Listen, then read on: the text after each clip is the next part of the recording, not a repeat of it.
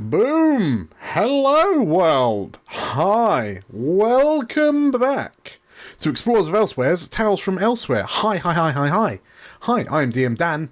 I'm joined by Theo, Georgia, Livy, and Dan. Hello. And we're going to play some Daggerheart for your little eye holes. Because we're kind like that. We're really generous with our Daggerhearts. We are playing through a mystery mansion murder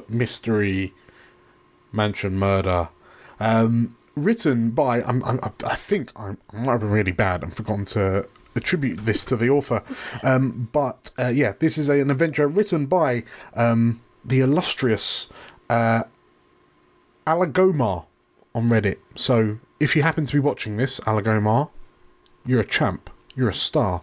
The investigation is afoot. The four of you have been let loose in this mansion. You have discovered that you only have 5 meagre hours before the mansion and the magic that sustains it disappears, unceremoniously jettisoning you onto the hill that this wizard's tower stands on.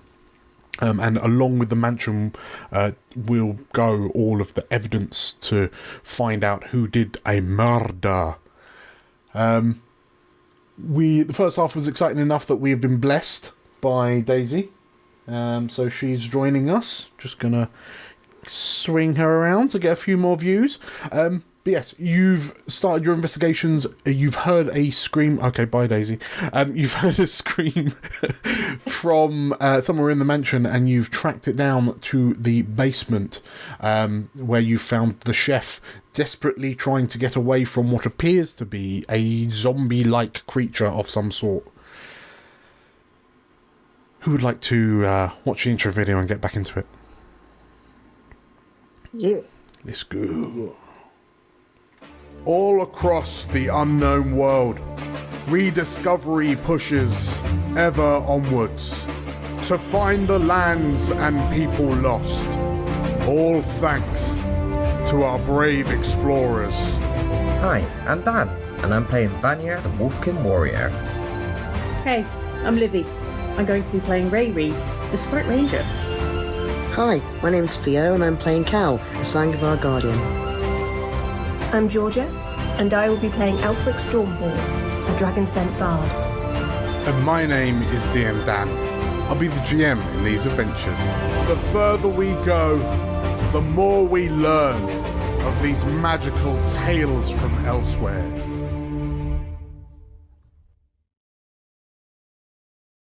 Boom. And so, battle music. We find the four of you in a basement. This shambling undead-like creature has just lurched out of what appears to be an iron bar holding cell of some sort in one corner of this basement. It's already taken a swipe at you, Cal, with some unusually long talon-like claws. And as the other three of you kind of drop down through the trapdoor into this basement, on the other side in the other corner of the room, you can see the chef currently cowering and kind of scrunched up in the corner, seemingly having just discovered this fiend, this creature. But as it takes a swing at you, Cal stumbles a few steps and then rights itself as it whips this long snake-like tongue at you all. Who's going first?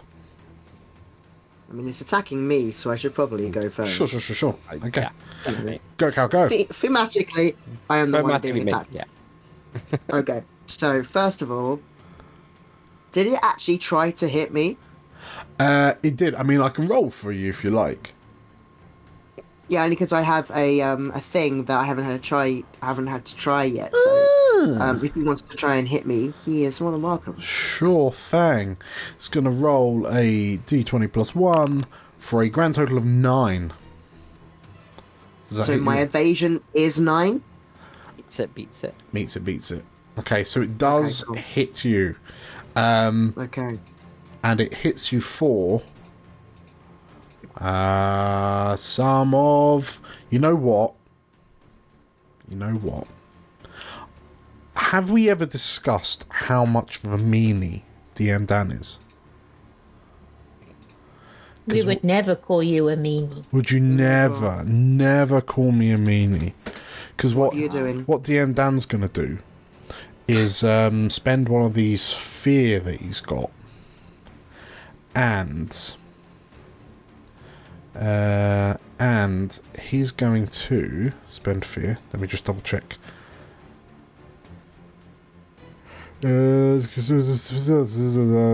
I swear I can use it to do a bit more damage unless they've taken that away from me. Have they taken that away? It looks like they've taken it away from me. Never mind. I'm going to have my fear back. Right, I'm going to go back up to 3. It's going to do normal attack against you, Cal, for 2d6 plus 5. Boom. 14 damage. Okay. So I know how this works. So that would count as... So my minor damage is 8 and my severe damage is 20. Mm-hmm. So I can... I'm going to look at what I understand I can do. I think if I could take an armor slot, I can reduce... That's how it works, right? Yeah, so spend an armor slot. What's the number on your armor score? What's your armor score? 7. So you can reduce that damage by 7 with an armor slot. Cool. Okay. To bring it down to 7, which I'm assuming is now within your minor. Yes, and then I can mark threshold. 1 HP. Okay. And you could even spend another armor slot to reduce it to 0 and take no damage. If you That's true. However, I wanted to see what this does. So, as part of the Vengeance subclass, when you are hit by an enemy in melee range, immediately roll a number of d6 equal to the amount of hit points you marked. For each result of 5+, deal a hit point back to the enemy. So I basically get to roll a d6, and if it's higher than if it's higher than 5, they take a hit point, I think. So I'm gonna try that. So I get to roll 1d6. Okay. And if it's higher than 5, I think you take... Yeah, roll a number of d6 equal to the amount of hit points you marked. For each result of 5+, deal a hit point. So yeah, let's just go for it. Let's see what happens. Hey! You take 2 hit points as part of my subclass. Okay, is it 2 or just 1, sorry? Was it not like... So, each result of 5+, deal a hit point back to the enemy, so I assume there's a 6. So, that's 5 and 6, right? No, it'll be a 5 on a 5+, you reflect it back. And is it just the 1d6, Yeah, that you're just rolling? 1d6. Yeah. Cool. Okay, so you spent the armor. So yeah, as this thing's basically swiped at you, describe to me what happens. Like, how did you bounce damage back? I feel like as it swipes at me, I think Cal was already trying to get his sword out of his scabbard as the swipe happened. Mm-hmm. So as he swiped, Cal comes up and uses the pommel of his sword to get the zombie, as it were, in the face and push him back. Okay. In which case, yeah, it rocks back as you kind of smash it in the head.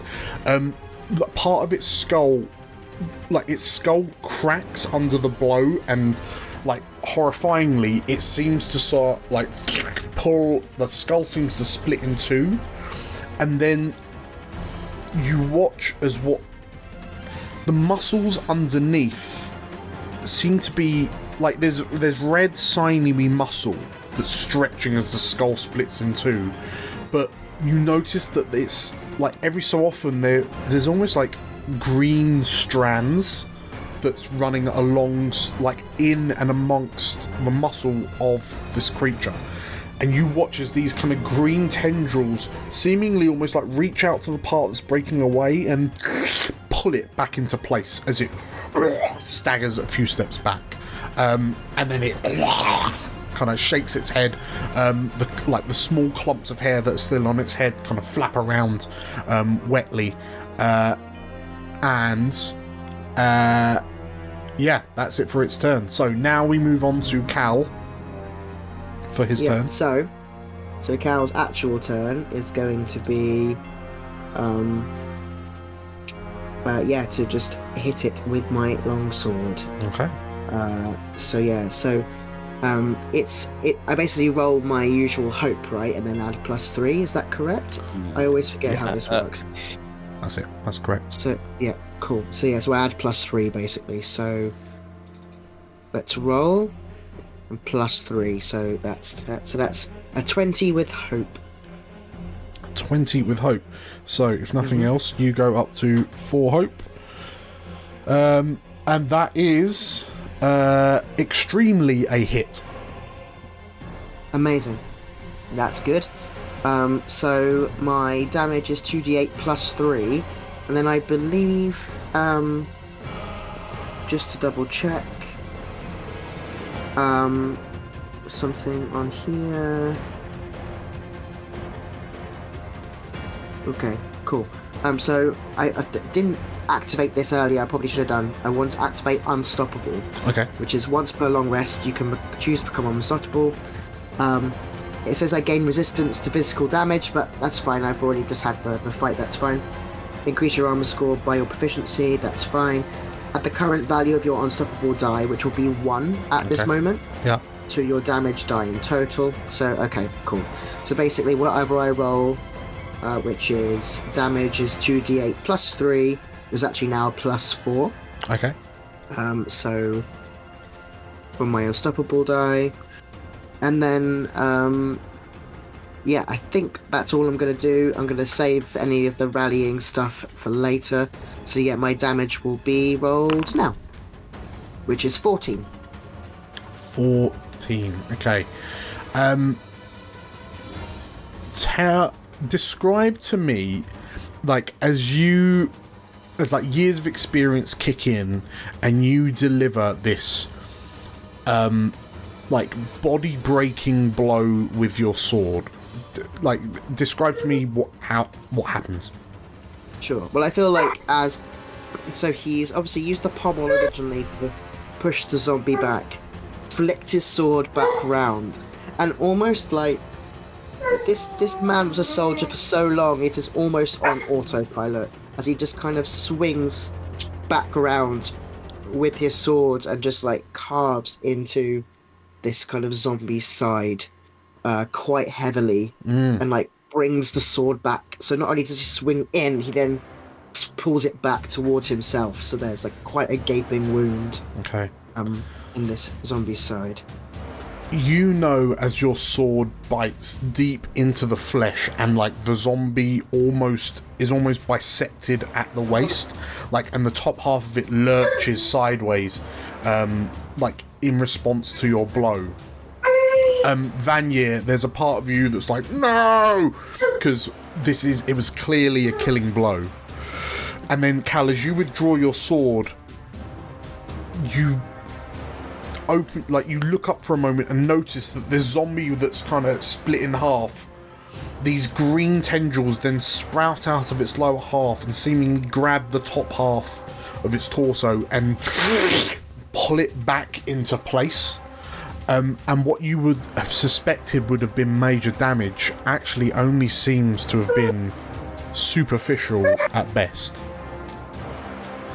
And the creature looks to you as it pulls itself back, but the momentum of it kind of snapping to again, seemingly regenerating, makes its head loll from looking at you, Cal, to looking at Alfric.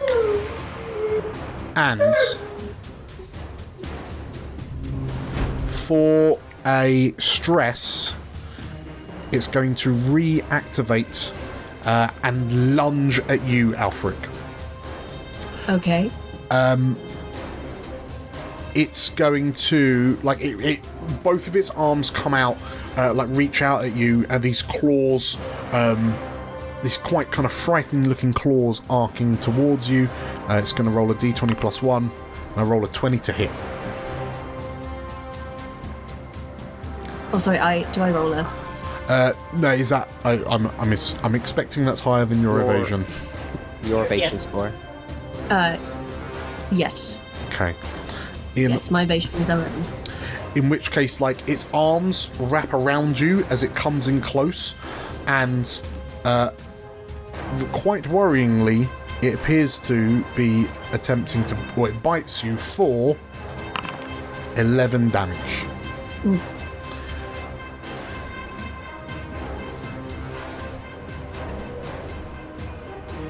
So, if you want to reduce that with any of your armor slots, you can.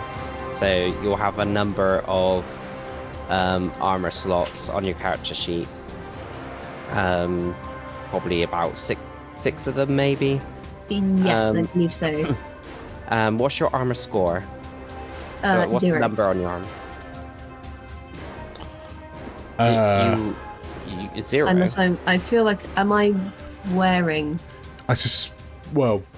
currently on my character sheet it says 0 armor, armor slots. Have you 0 of equipped 6. any armor? So in your so if you look at your equipment, you'll be able to see all your gear in within the equipment section, and there'll be some tick boxes. Yes. Well, some squares that you can select to equip that gear. So any like weapons or armor. I suspect if you want to equip those, like 2. Yes. My apologies to That's stream. all right. This is my first time fighting anything in Daggerheart. No, we're all here to help each other. It's when I click it, it doesn't give me the option to put it on. No, it just you click the square, and as long as it highlights it in a yellow, that's it. That your armor score should change to whatever that armor is. So it might be a 1, a 2, a 3. Was it it's like not what? giving me the option? What armor type? What armor is is it? It's Gambison armor. Gambison. I think Gambison, like the lowest. Yes, I am above. Base score 3, I think. Base score So it 3. gives you +1 to evasion. Sure. Which Okay. wouldn't have helped. So, each armor slot that you expend, it will reduce this damage by 3, and then you compare it to your major and severe damage thresholds. Yes. What are your thresholds, out of curiosity? What's the numbers? It will say minor damage, then a square with a number, and then major damage, a square with the number, and severe damage. It will be just below evasion and armor, and then you. Minor damage is 6. Major damage is 16. Cool. Okay. So, so you're not going to be suffering like severe damage, so no need to worry about that. Fundamentally, you can reduce this damage in chunks of 3, like 1 per armor slot, and that will come off this damage total. So obviously, if you spend 1 armor slot, it will reduce the damage to 8. If you spend 2 armor slots, it will reduce it to 5, and so on. So you could spend 2 armor slots to reduce it low enough to then only take minor damage, and then that would reduce it to 1 minor slot, 1 armor slot. 1 hit point, correct. Okay. Correct. Yes. So we can expect that this zombie type creature's just got a mouthful of ruffle. I'll do that. I'll spend those 2 Okay. armor slots. So, In which case, as you sort of pull away, it grabs, it bites a mouthful of, like, the claws have dug into you, and you can feel them sort of like piercing through your the fabric on your shoulders, but as the creature's teeth clamp down, it just kind of bites at your cravat, and it unfurls and tightens slightly as you pull away. So you've taken 1 hit point worth of damage, as you've only reduced it down to minor. I'm going to stop being mean now. Who wants to go next? Seeing Alfric just get chomped on, I think Vanya will just grab Alfric's shoulder and switch places, Okay. pulling Alfric back behind me, and in that momentum, pulling Alfric back, he will then the button the clasp unclips, the overall cloak just flings back behind his shoulders, revealing his manly abs. Manly abs. As this rocket punch comes towards the creature with these stone gauntlets. There's a moment when he poses and kisses a bicep. Mwah. Yeah. A magical wind machine turns on. Yes. Alfric, you appear to have a bottle of baby oil in your hands. Yeah. I've got you. As this stone primal gauntlet goes arcing towards this creature. Okay. There's a +3 to on the hit, so let's go. It is a 22, 23, so 25 with hope, and I'm gonna not take the hope, and I'm gonna add it to my player pool. So I'm still on 3 hope. And I am going to roll some damage. I'm not going to spend that Slayer token yet. Right, so it's 2d10 plus 3.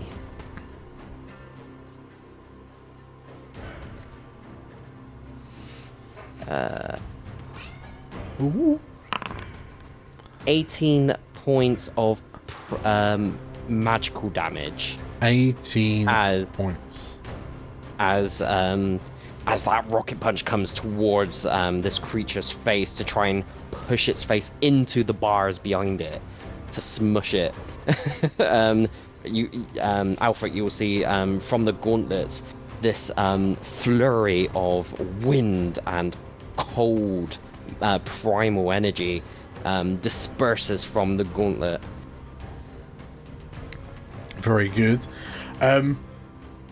As you sort of like knock, as your fist connect, you were going for the head, right? Yeah.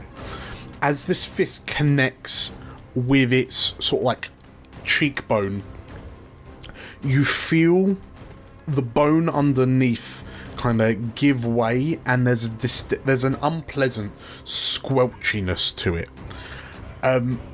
and there, like, you feel like there's nowhere near as much resistance as you were expecting, and it takes you a moment to register that you've punched this thing hard enough that the top half of its skull has detached, and like your fist is kind of carrying it along, and as that happens and you're sort of like arcing over it, its body, you see these kind of viney like tendrils reaching out from sort of like its jaw, as if it's reaching up to kind of grab the top of the skull and pull it back, but they don't do it quick enough to stop your fist then wedging the top half of the skull between your fist and the bars of the cage behind it, and with a splotch and a zits pops like splatter of brain and kind of goop, the top half of the skull is mulched against the side of the cage, and as slightly frozen too.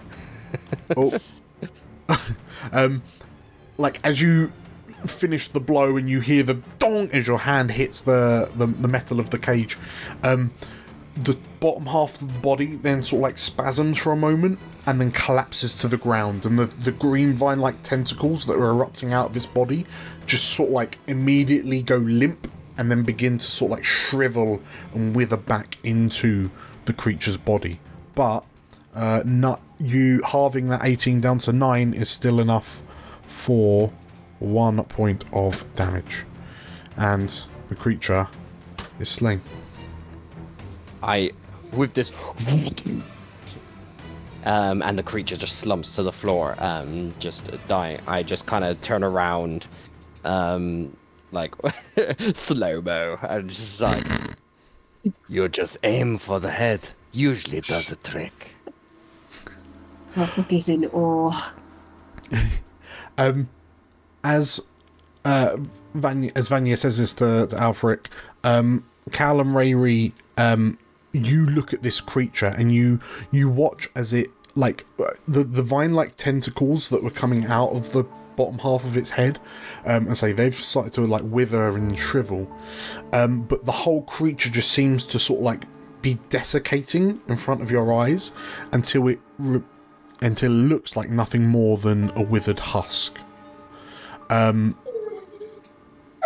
But yeah, the creature's no longer moving.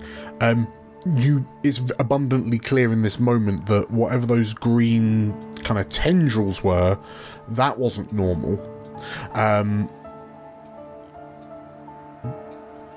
But yeah, I mean, I guess you're in an Archmage's mansion, so perhaps normal isn't to be expected all that much. What is normal?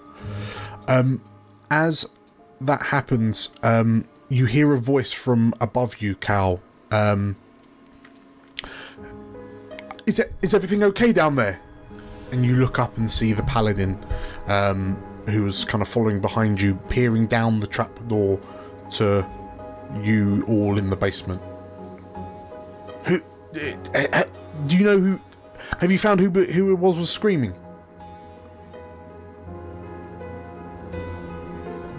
Oh, you're muted. You're muted, Theo. I'm here now. Sorry. Hello.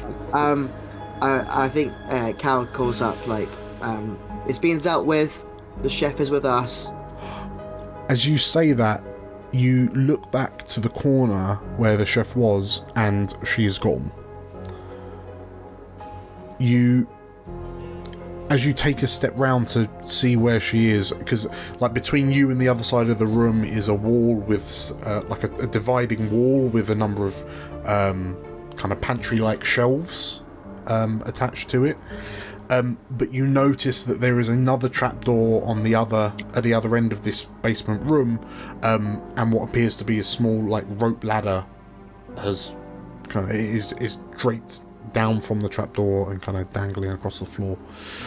So it looks like in the furore of that sudden burst of excitement, the chef has managed to kind of escape out of the basement. Do we know where that goes? Not yet. Can I open the trapdoor?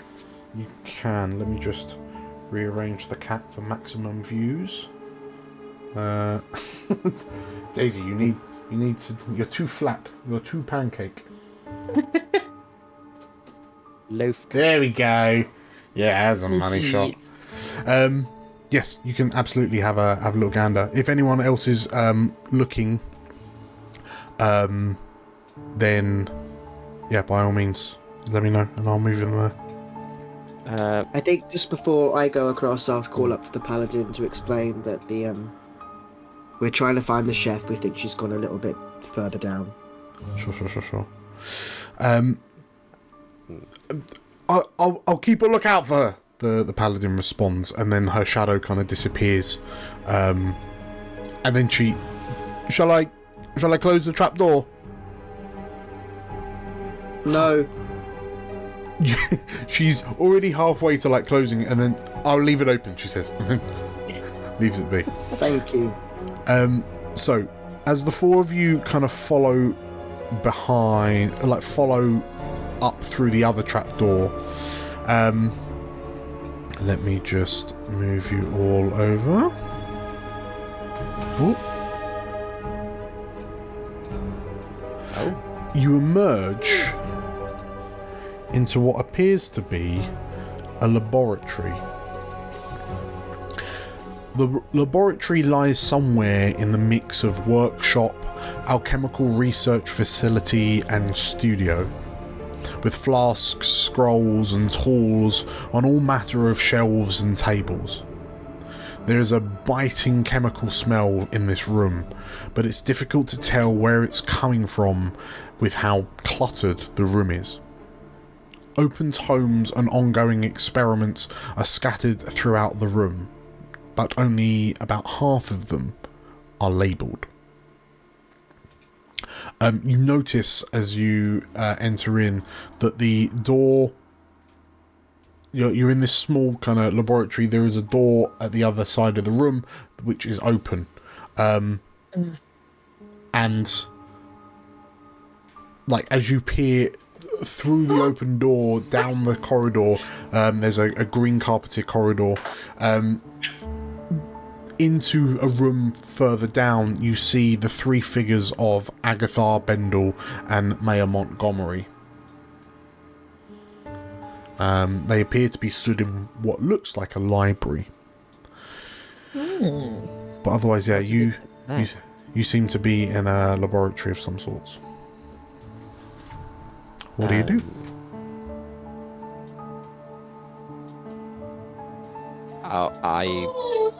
I guess is that the dog?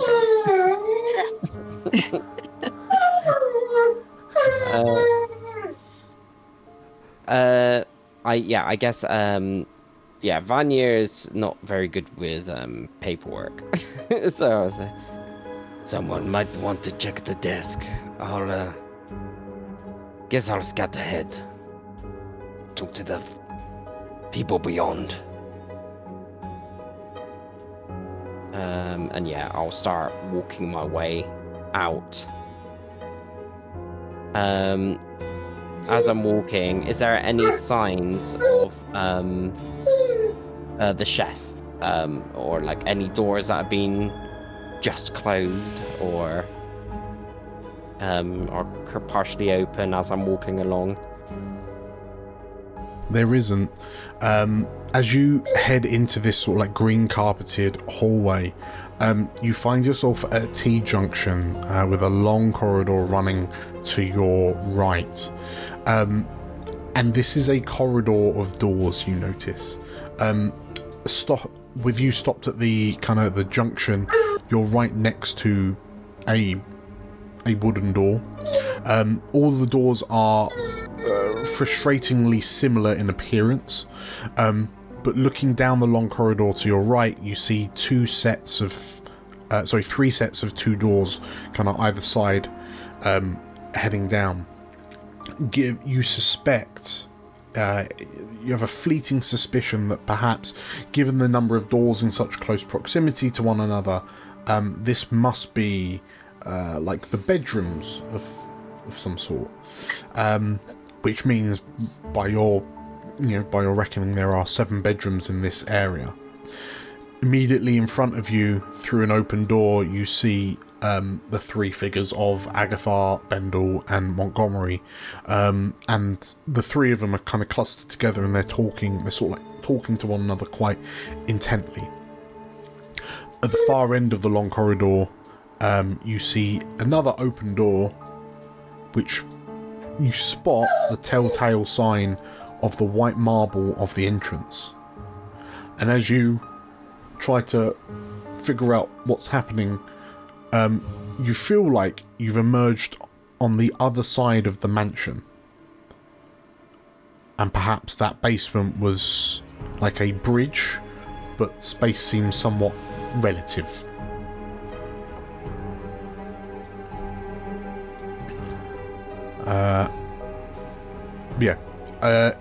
As you open the door immediately to your left, you see what looks to be a rather plain, a very clean and extremely plain bedroom.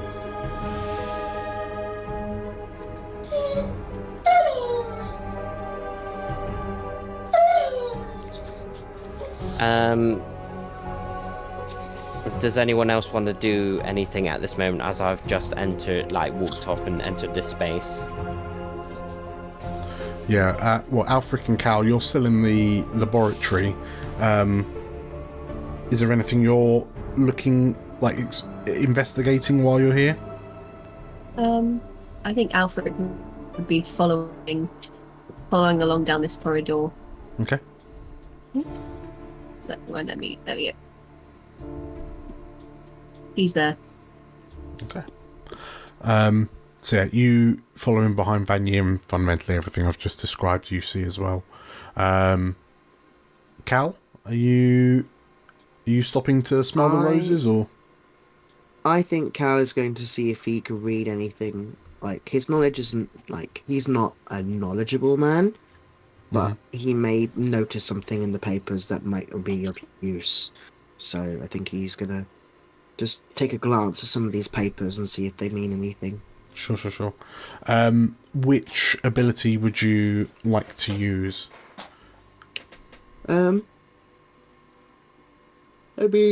Sorry. Late day. Right. I think I'm just going to roll knowledge. It's a straight roll. It's just a +0. Sure. Okay. Go double check if there's anything else I can do. I don't think there is. So I think if you're going knowledge, then perhaps it's you're trying to comprehend these kind of you're almost trying to comprehend the science of what is on the bits that you have in front of you. Yeah, go by all means. Sure. Right. Okay. Let's see what happens if I roll. So that is a 17 with fear. 17 with fear. Okay.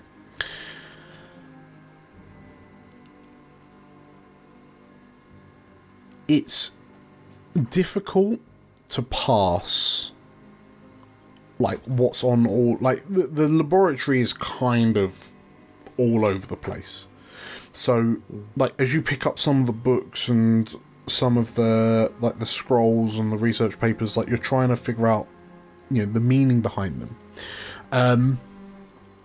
But yeah, you find what appears to be like a number of lab notes on like various experiments. Get the push in shot. There she is. But there's one off the back of a 17, was it? Yeah. So off the back of a 17, there's one in particular that catches your eye.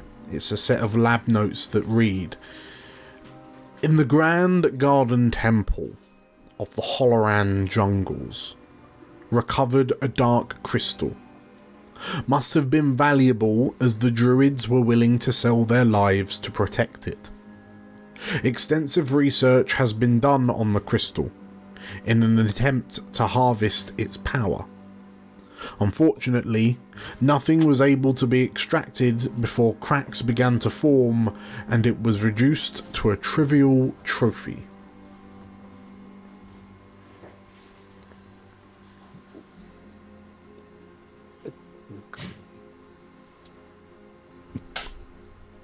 Interesting. And as you read that, you all of you, so the four of you hear a rather ominous boom, and you look at a nearby clock on a wall, Cal, and realise that another hour has passed.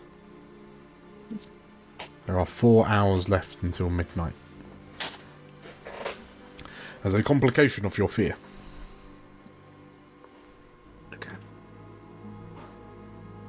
I'm just going to pick up that lab note and put it in a pocket. Sure. In case it's useful. Is Ravy having a little snoop, or is she chasing after the others? Can I look at the books? Is there books on the table? Yes. Can I have a little look at the bookies? Yeah, I might ask for a knowledge roll. Oh, I'm great at that. Yeah, just to see if you like understand what it is you're reading. I know loads about magical books. See? So 12 with hope, so that takes you up to 3 hope. Cool. So the ones, the books, as you kind of look across, you peer up and look across this tabletop, there appears to be a triplet of tomes that seem to be kind of they're in a position where like they're either more important or they're reached to more often.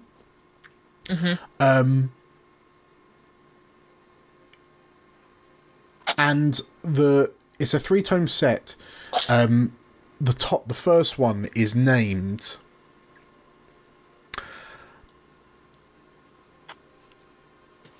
Exploring a New Power Source.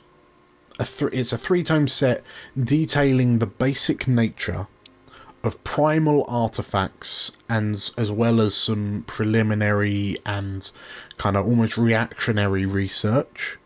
The book itself looks, quite new. Primal energy, as you collectively know it, has only been around for the past kind of year and a half, ever since pretty much the end of the eschaton, the end of the war. But even so, as you peer through these books, you can see a lot of very kind of scribbly handwritten notes in the margins, and like a lot of the notes are sort of either refuting some of the things that are being said, or like sections are circled with "must explore further" like written next to it, and so on and so forth. So you get the impression that the handwritten notes belonged to Ulick. But yeah, between that and what Cal has found, it would seem that Ulick has been doing a lot of research into primal energy. Magic. Yeah. Okay. So, flicking over to Vanier and Alfric. Yeah, you're still, if you're still kind of in chase mode, as I say, you can see the 3 stood in the entryway to the library, Bendel, Agathar, and Montgomery. I mean, you have a look through looking through the door to your left into this bedroom, that appears to be empty. All the doors along this corridor are closed. The only open door is to the foyer that you first entered. So you suspect that if, unless the chef has slipped between these 3 and is in the library, you suspect that she might have headed back to the foyer. Okay. And even though there's a bedroom that's open, is there any telling of like anyone's belongings or anything inside that room? You note that. Give me an instinct. Yeah. Give me an instinct roll. Okay, +2. I'm not gonna add anything on this one. 10, 11, +2, 13 with hope. 13 with hope. And I'm gonna add that to my Slayer die, so Okay. I don't take the extra hope. Sure. So you stay on 3. Yeah. You, like, the room is so plain and tidy. Like, it's difficult to gauge whose it might be from the contents. And it's only when you look a little bit closer at the bed that it dawns on you that the bed is quite short and quite low to the ground. And there appears to be almost like a small... You know when you have, like, old dogs or cats in the house, so you get them the little steps to help them get on the sofa? Fundamentally one of those at the side of the bed. So in this moment, you kind of... It tweaks. This is probably Bendel's room. Yeah.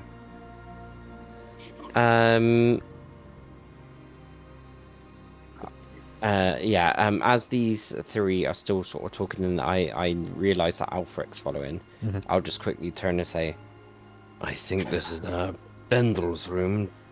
Do we look, or do we go talking to these 3 over here, or do we try and find the cook? I was going to listen at the door. Listen at these doors down the corridor, or do you mean listen to their conversation? Their conversation. I'm going to move out the way because I'm not very sneaky. So I sidestep. Alfric is delighted that you think he is. He doesn't know your skill set. He's like, you got to prove yourself. You've got this. As Vanier steps aside, and kind of says like, "You got this," and gives you, giving you like a thumbs up. Alfric, you take one step forward, and the floor underfoot creaks loud enough that the three in the library turn to look at you, like all three heads turn in unison. And the Wolfkin mage like scrutinizes you for a moment, and then, "It would be unwise to sneak around. People might get a bit jumpy." I wasn't sneaking. I was walking politely. The mage like studies you for a moment, and then you see like this old wrinkly goblin head peer around the corner, and then you hear the goblin, oh no, and then he very slowly, very ominously walks towards you. Can I quickly close the door on him? Wait, are you talking about his bedroom door you're gonna close? I was gonna, if he was already not through the door into the corridor, I was going to close the library door. I mean, you can if you like. You can if you like. Yeah, if you're just like, oh, yeah, if that's what you'd like. As the goblin like peers around and he sort of like takes him a little while to sort of like nudge Agatha out the way, but yeah, if you want to very quickly scoot forward and close the door on him. Terribly sorry. Okay, so you scoot forward, and then Bendel sort of like looking up to you and, "Oh, someone's left my bedroom door." And you hear a slight thunk as the door hits this goblin in the forehead. And like, there's just this awkward moment of perfect silence. And then, "Did she just close the door on us?" "Yes, I think he did." Bloody hell. Yeah, Vanya, you've just seen an exemplary display of stealth and misdirection.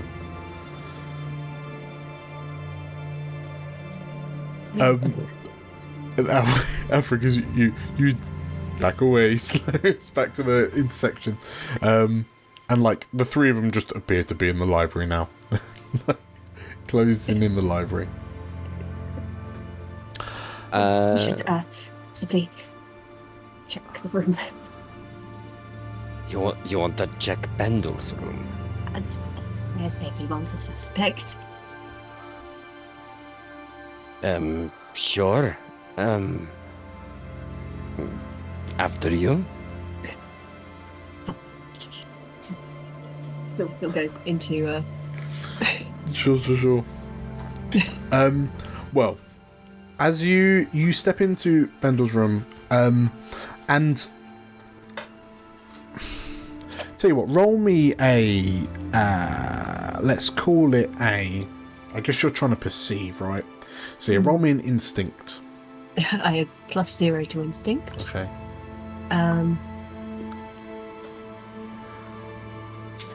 That was 10 hope. 14. So you got the 4. Oh yeah, so 14. 14 with hope. With hope. Hope. And sorry, but did you have a modifier to it? Sorry. No. No. Okay, 14 with hope. So the first thing that strikes you as you step into this room is that it smells like old goblin. And for anyone who's like watching or playing, I'll let you in your heads imagine what the stank of old goblin is like. Okay, because arguably, whatever you can think of, whatever you can imagine, that's what old goblin smells like. But like, yeah, as you look around, and as I say, it's very simple. There's no personal belongings that you can see. The bed is neatly made. The little steps that's up to the bed, that's been kind of neatly placed. It's not kind of skewered or anything. Like, everything is in perfect order in this room, and it is unbearably plain and like empty. There is nothing of note beyond the bed, the quilts, the pillows, the chest of drawers that you suspect has got old goblin underwear in it, like really big, like pants. You can almost picture there's a drawer of like identical purple butler suits. Like, this room is chef's kiss.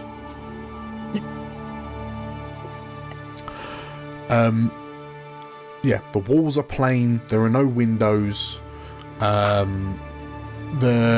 room is lit by a couple of candles that seem magical in nature. It's more eerie how plain this is. Alfric is faintly disappointed. Yeah. This is his first time leading the investigation, and he's encountered this room. Yes, this is the most uninteresting room you've ever witnessed in your life. I have an idea. Yeah. Depending on what others are doing. We'll tell you what, let's quickly switch back. Cal, you are currently are you still in the laboratory, or are you chasing after? I think at this point, once he's done the reading, I think he will follow after Rayleigh. Okay. See what's happening. Sure. In which case, yeah, you find Alfric stood in a very plain room. It strikes you almost as like militaristically tidy. Bea Rayleigh, what are you doing? I see that Alfric has gone in Bendel's room, and she's just like, "Oh, we're doing great, brilliant!" And she just runs down the corridor. Anybody, I'm gonna go in this morning. And she just opens up this door here. Okay.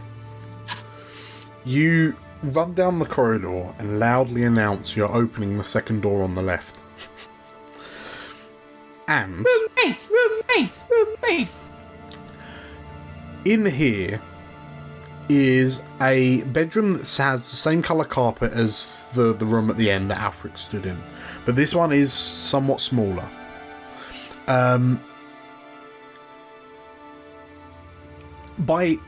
Unlike the Bendel's room at the far end, this room is full of dirty dishes and dirty cups and dirty plates and dirty cutlery, just some of them in sort of like washing tub basins, a lot of them just stacked up, like precariously balanced on top of pots, like cooking pots, and like the place is a state. There's a sort of a clear path from the door to the bed, but even on the bed there are plates and cups and bowls just kind of scattered around. You can see that some seemingly are the dirty crockery is kind of almost pushed to one side of the bed, so it seems like this rather generous looking double bed, only one half of it is used. The rest of it as well as the room is occupied by dirty kitchen utensils and crockery. Oh. Someone hasn't done the washing up for a while then. Can I have a look? Maybe like under the bed, see if there's just like to have a look around. Sure, yeah. Give me an instinct. Like an instinct perceive. Instinct perceive or...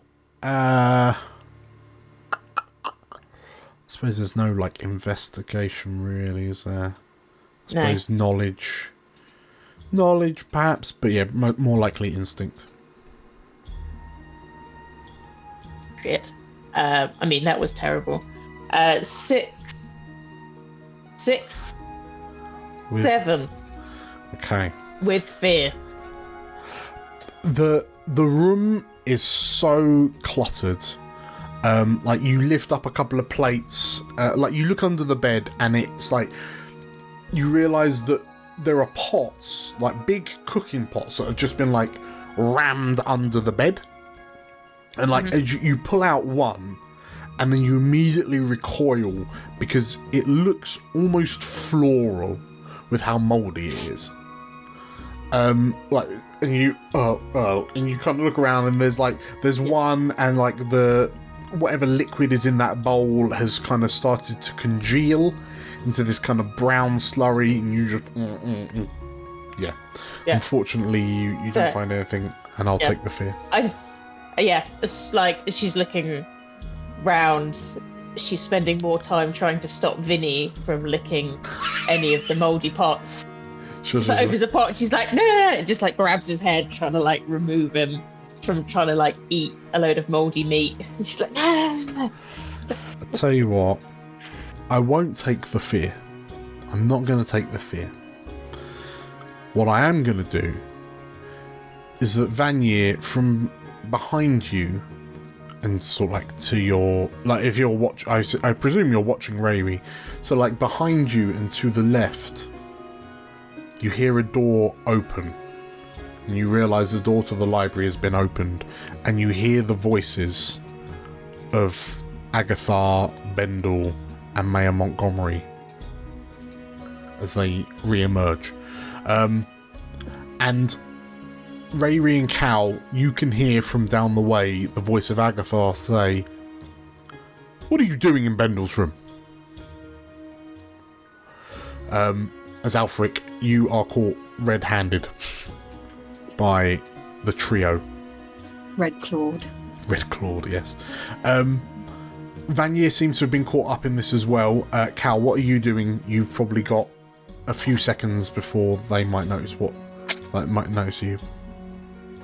Can I literally just grab Rayri really quickly and just pull her out of the chef's room? So that she does, and then close the door, so it's like we haven't been in there. So like we've not, like... Yeah. Sure, okay. So if you're grabbing me, I'm grabbing Vinny. And we're all just... Yeah. Makes sense. Okay. So yeah, like there's a chain reaction of people grabbing people grabbing others. And like as you close the door, Cal, you see Agathar kind of arrive at the T-junction. And it's a bit rude to be barging around in people's bedrooms without permission, isn't it? And as he says that, Bendel steps forward and it's okay. Anything that will help find Master Alric's Ulix killer. But I can tell you, son, that there's nothing of interest in there. I just, ticking people off the list, as you do. In that case, I suppose we wouldn't find anything if we were to just do a quick look around. Bendel shrugs, given that you're already in his room. Just standing in the doorway. Agathar looks a bit kind of put out. Like, you see him kind of sneer a little bit. And then he... By all means, he says. And he points at the door to Vanier's left. So, this one here.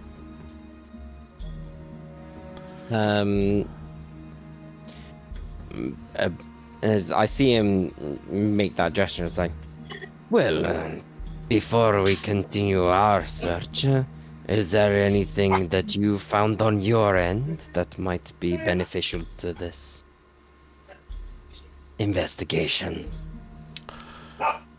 The three of them sort of like look to one another, and Mayor Montgomery is the one that pipes up and says, "We have a couple of working theories, but we're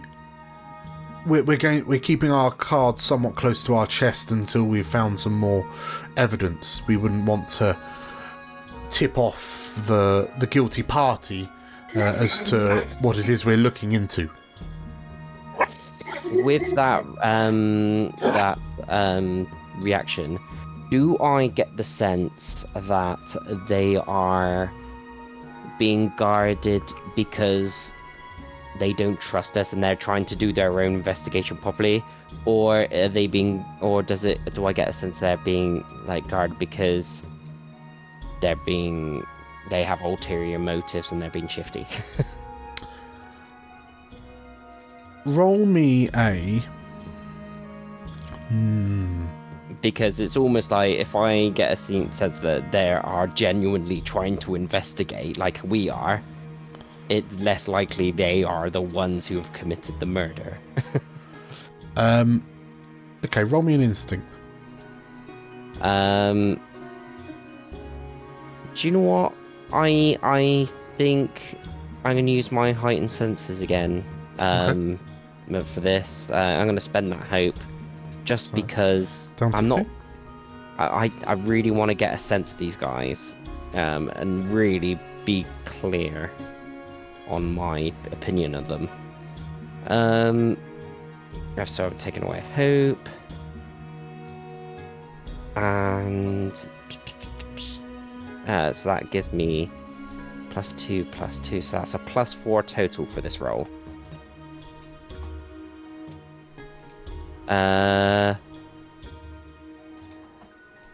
That was just my roll just now, wasn't it? So 11, so 18, 19, 20, 21, 22 with fear. 22 with fear. The mayor strikes you as the speed and the speed with which she answered your question and the sort of like the snippishness of it. You get this immediate impression that he responded quite impatiently.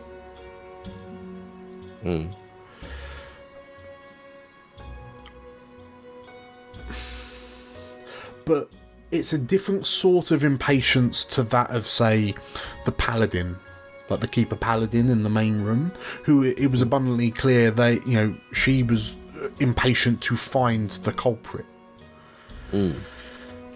You can't quite put your finger on it, but yeah, the mayor, like the way the mayor kind of snaps at you almost, and then sort of like looks up to the other two and then looks back to you, like it seems like you're stopping them from doing something.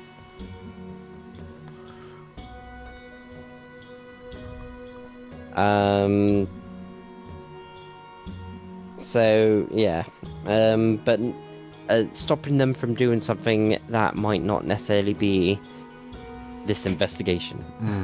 Yeah. Actually, off the back of a 22, you then spot him. Like his eyes, like he hasn't got, he's a sprite, so they don't have pupils, but you can still get a gauge for sort of like what direction they're looking in because of the sort of like the light in their eyes. And for the briefest of moments, you see him sort of like glance sideways back into the library, and then his head snaps back to you, as if he's like caught himself wandering and then brought his attention back. Okay, so like he's looking back at the I caught his glance almost like nervously looking back at the library for whatever reason.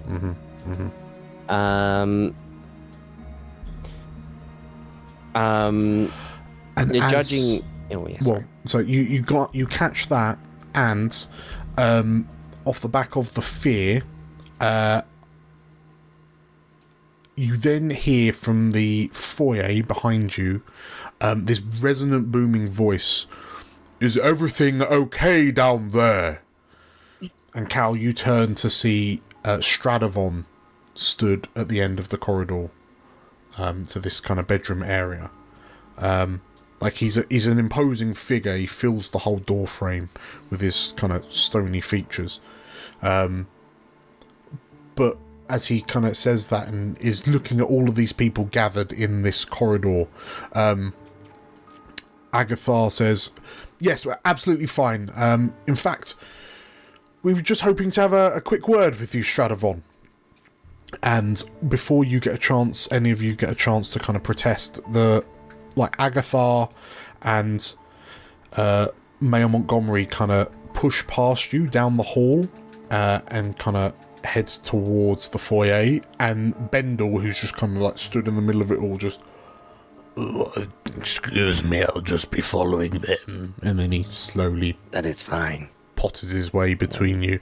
And he stops when he gets to you, Rayri, and good dog, he says, kind of patting Rayri very decrepitly on the head. They're just like forehead smacks. And then he kind of dawdles on after. And yeah, you see the three of them sort of like... Sorry, the three of them convene with the statue. And then as they kind of walk out of sight, you hear Stradivon's voice echo out, how can I help you?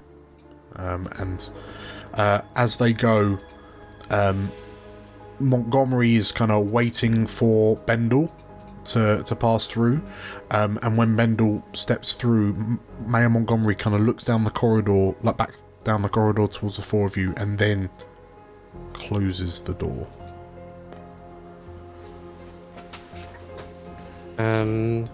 With that, now that the door is closed, Vanya will immediately say that Mayor Montgomery seemed a bit nervous, shifty even. Something about that library, I think we need to go check.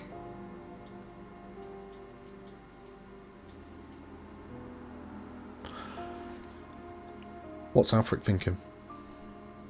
I mean, Alfric knows Mayor Montgomery. Right now, he doesn't know him exceptionally well, but he knows him quite well. Through his father. Is sort of anxiety and shiftiness inherent in this man? Or is this a new behaviour for him? So, yeah, as a citizen of Seldavon. Seldabit, yeah. Mayor Montgomery is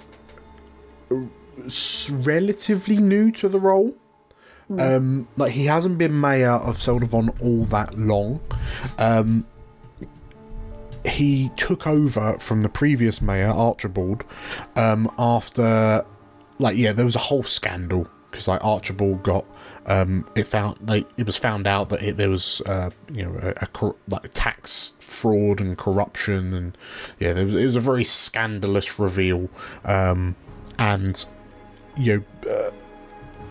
Mayor Archibald, ex-Mayor Archibald, was he was fundamentally tarred and feathered and run out of town. It was a very public shooing, and Mayor Montgomery has kind of stepped in his place. And you know that one of the reasons why Montgomery got the job is because he is known for his sort of by the book nature. So especially in the aftermath of a tax corruption style fiasco, someone who would dot the I's and cross the T's was perfect. And Mayor Montgomery is a bit of a stickler for crossing T's and dotting I's.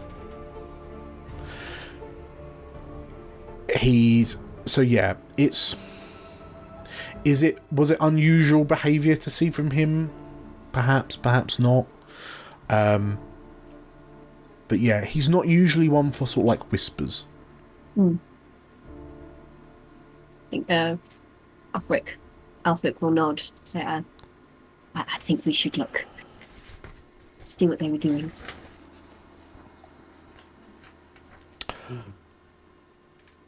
Cal and Rayri, are you retiring to the library along with the others? I think Rayri will love to look in another room. It's all very exciting. Sure. Well, anyone who wants to go to the library, feel free to move your tokens over there. I seem to have a ghost token. Do you now?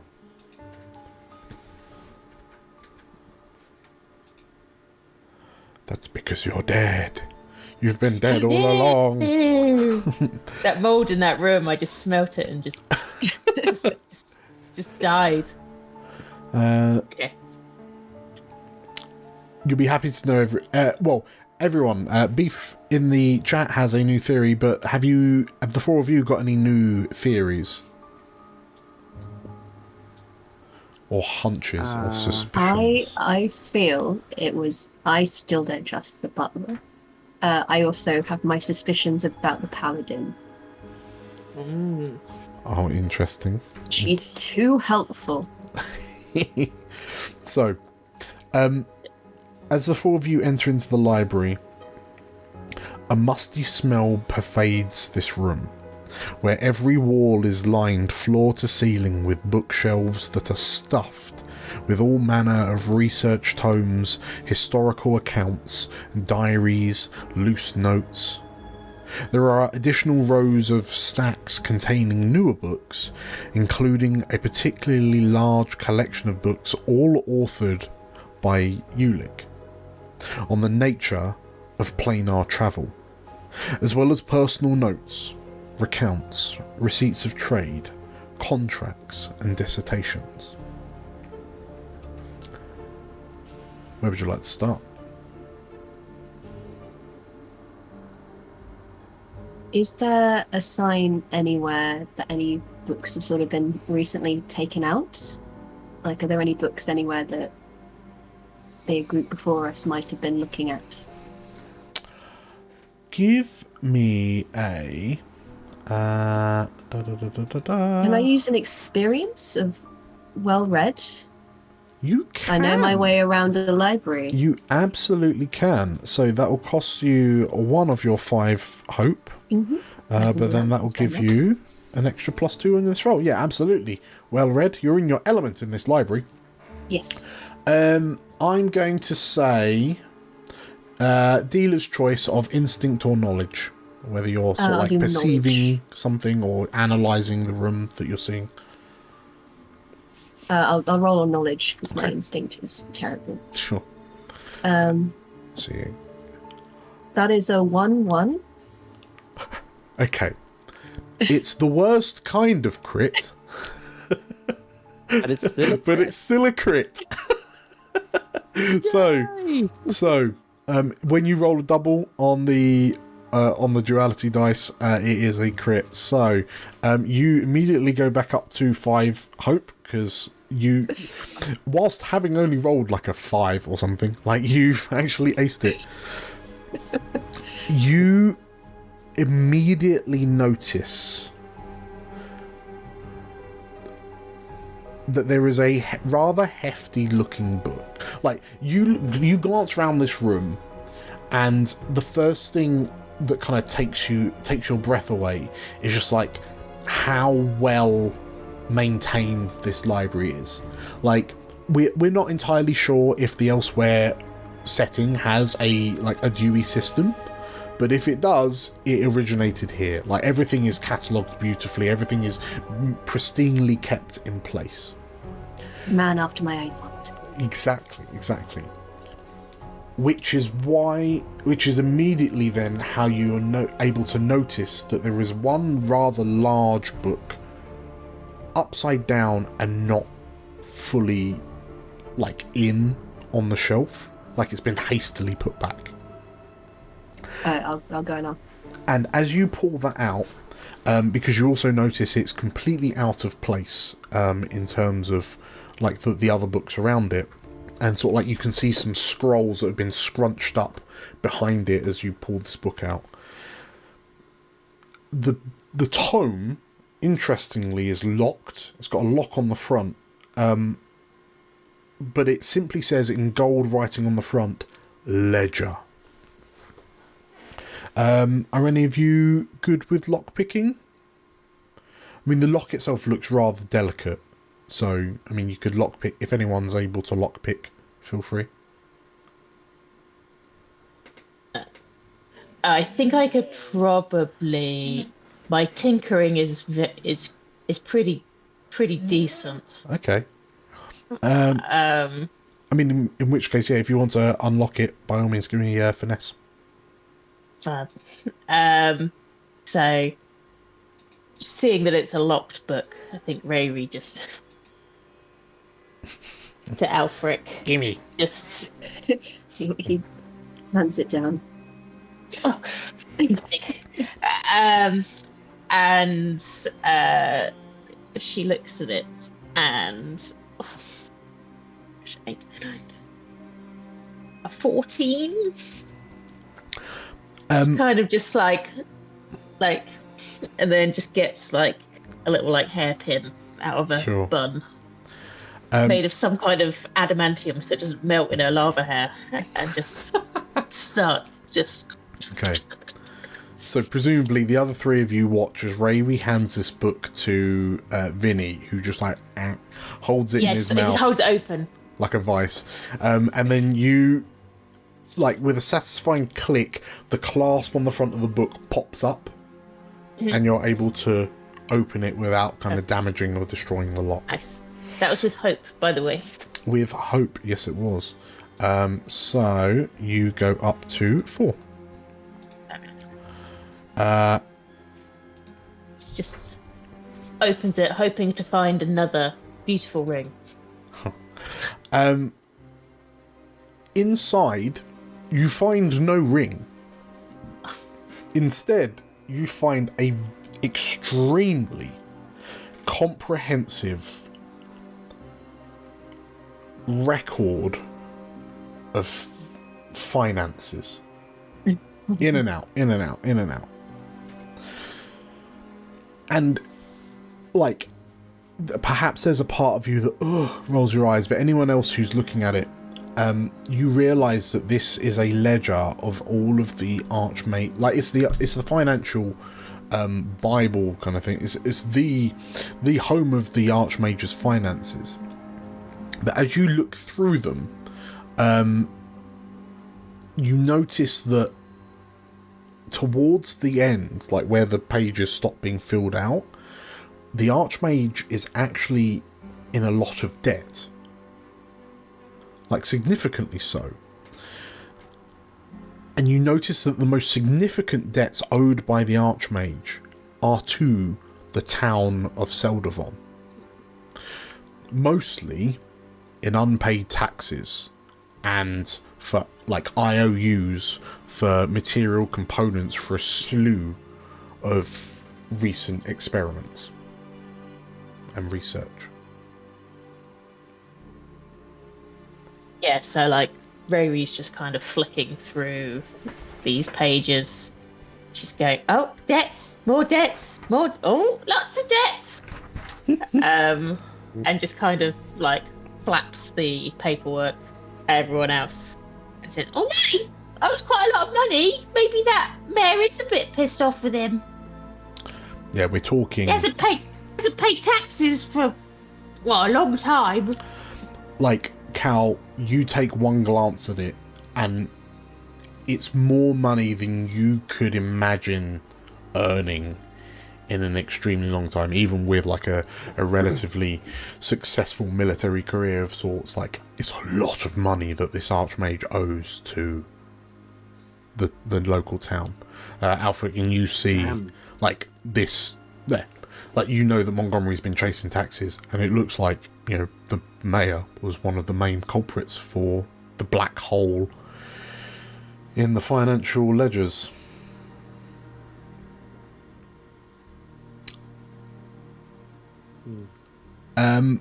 So, as you find this, who's doing what else? Are there any other investigations? Actually, you rolled a crit, didn't you?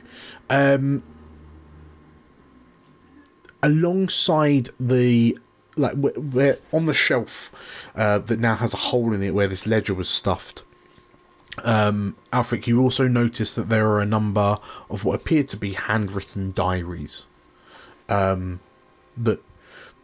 out of curiosity, given that you're in your safe space right here, like you find yourself just sort of like picking up and having a look through, and like glancing through the handwritten tomes, like they read like fantasy stories based on Ulick's adventures.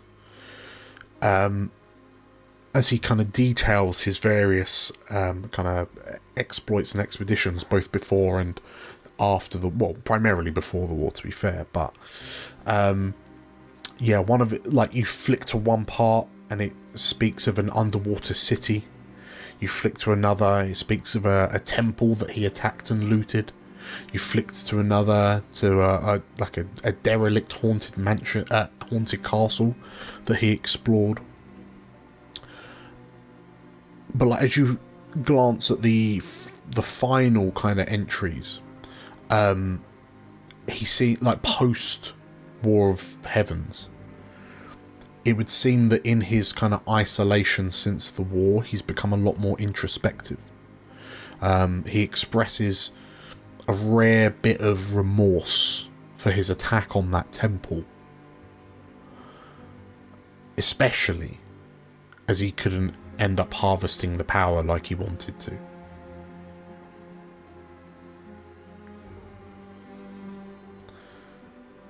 Yeah. Is there anything that any of you are doing in the library? So, let me get this straight. Let's say this mayor is a suspect because of this ledger, right? But no matter, is he really going to kill an archmage over this book? I mean, also, you think, how tall is the archmage compared to little sprite? Like, What are you saying? You said I could beat someone up? You said I could murder someone? You, yes. Him, no. I mean, did you see where he was stabbed? Was it around the torso asking, area? but- Yeah, I just- short enough sprite. You would need a stepladder to get that high up and shank. Oh, maybe he's got a twin. Maybe there's two of them and they were I- on shoulders. I just think it seems a bit dubious of, like, from my perspective, this thing we have on Gwendolyn is a bit more tactile. You know, he's like, oh, Gwendolyn, I missed you. And she's like, oh, yes, I missed you too. Oh, oops. Nah, that doesn't make any sense. That doesn't make any sense at all, man. Here, Makes lots of sense. I agree. you agree? What? It doesn't make sense, or it does make sense? They were in love. I don't think she would have killed him. Yeah, but you see that he was apologizing, and on the back of that note, she was like, well, stuff you. Yeah, she gave back the ring. She wasn't like, I'm gonna give back the ring and then I'm gonna do a murder. Maybe what he did to her isn't, she didn't want to give him forgiveness, and instead she wanted revenge for whatever he did. Right. Everyone, Okay. roll me. In fact, no, we won't have to roll. It's a bit pointless. As the four of you are speculating in the library, everything in the room suddenly jumps as there is a loud bang somewhere in the mansion. And like the floor shakes, the wall shakes, like dust billows out of some of the bookshelves and then begins floating down on top of you. But yeah, there's been a bang somewhere in the mansion. I guess we better go and see what that was. Yes. And I just start bolting it towards the center area. Sure. As you leave the library, you notice that the laboratory in front of you seems okay. The doors along the corridor to the bedrooms all appear to be closed. Ray, keep an eye on that book, by the way. Might be useful. She's put it into Vinny's side satchel. Oh. I'm picturing it bigger than Vinny. Like, he's like... As you kind of arrive in the foyer, you see, like, you hear the sounds of Stradivon kind of standing in the doorway to the dining room, stood alongside Valana. And Valana sort of like looks at you and, what in the heavens was that? She says. And the four of you, as you glance around, you notice that the door to the Archmage's bedroom is open. And there appears to be some greenish, blackish smoke seeping out from the top of the doorframe. Is it coming from the bedroom? I guess so. We start coming over to go have a look. Okay. You're gonna go have a look. Cal, Be careful. as you step into the room, an eerie quiet hangs. As you maneuver over the bloody rug, you can see in the corner there are two bodies lying on the floor, surrounded by dark green scorch marks. You see the forms of Mayor Montgomery with his head against a marble, against the corner of... with his head, like he's laid crumpled by the desk, and the bust of the Archmage lying nearby, with blood streaked across its side, where it would seem that the bust has been knocked from the table on top of the Terran Sprite's head. And Bendel is lying in a mound of curtains against the far wall. Agathar is nowhere to be seen. But between the two bodies, on the far wall, like on the wall opposite Bendel, there is a scorch mark along the floor and the walls. And the portrait of the young Lady Gwendolen is in a broken frame on the ground, and embedded in the wall behind it is a safe. We didn't look behind that picture, did we? What do you do? Is the safe open? It is not. So just to clarify, does it look like Bendel has been near the safe?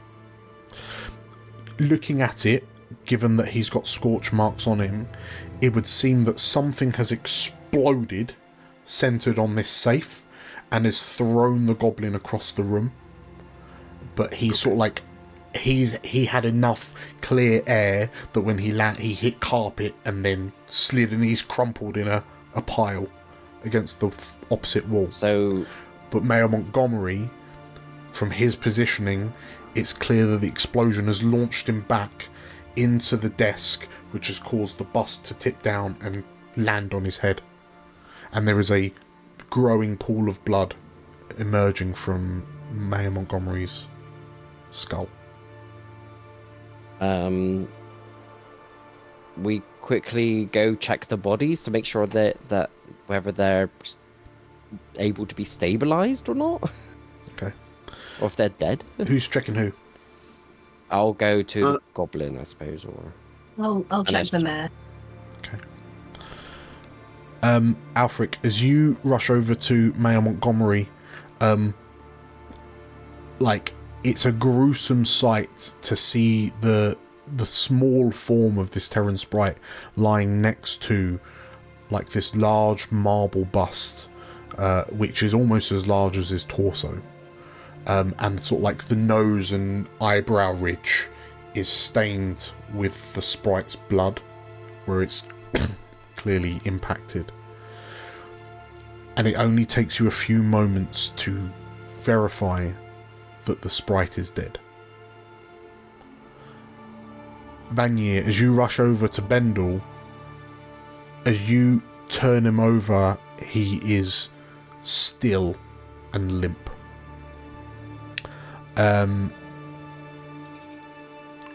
Chuck me an instinct, I reckon. Okay. Yeah, let's do this. Bow! And, what's my plus? A 10. So 7, 8, 9, 10. Yeah, 10 with hope. 10 with hope. And I will take that hope. Okay. As you turn the elderly goblin over and sort of scoop him up slightly, you place your ear close to his mouth and you feel an ever so faint breath against your ear and cheek.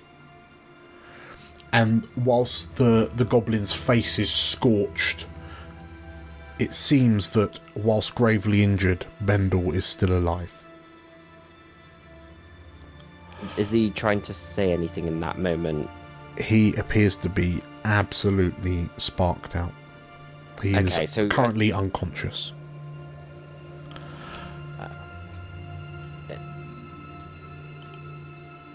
By the divines, what's happened in here? Says the paladin as she steps into the doorway. He's still alive. Can you help him? Bring him to the parlour. We'll do what we can, she says. And as she takes a step back, and Vanier, you carry Bendel out of the room, Alfric, you are left kneeling alongside the corpse of the mayor of your town. And Cal and Rayri, your eyes are fixed on the blast marks emitting from this safe. And with that, we'll call it there.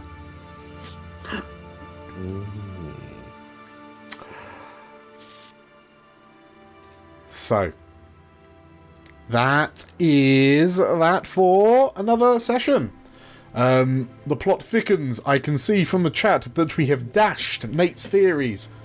And you're absolutely right, Nate. I never kill my favourites. Yeah. I seemingly only horribly maim them. But yes, the plot thickens. There is a part of me that would be really interested to hear what your new theories are, given that, there's been another death.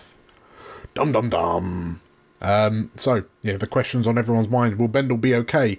What caused the explosion? Where is Agatha? Where is the chef? What's happening? You'll have to tune in to the next episode to find out, won't you? See? That's how it works. Where's my... Here it is. So, thank you, everyone, for playing. I hope you enjoyed. I hope your brains are wonderfully ticking over. And I'm heartily looking forward to any speculations that you have over the next fortnight until we next play. And thank you all for watching. Hit the like button if you liked it, which, I mean, Go on. Even if you didn't like it, hit the like button anyway. And comment down below on your theories after this little plot revelation. Let's get my words out. And to see the conclusion to this mystery, make sure to hit the subscribe button and the bell icon for notifications when we release new uploads, because they're happening super frequently. We're going to be back in a fortnight's time. And yeah, I'm just really excited for this. Can you tell I'm a bit sleepy? Thank you all for watching. Thank you all for playing. We'll see you next time. Bye. Bye. Bye.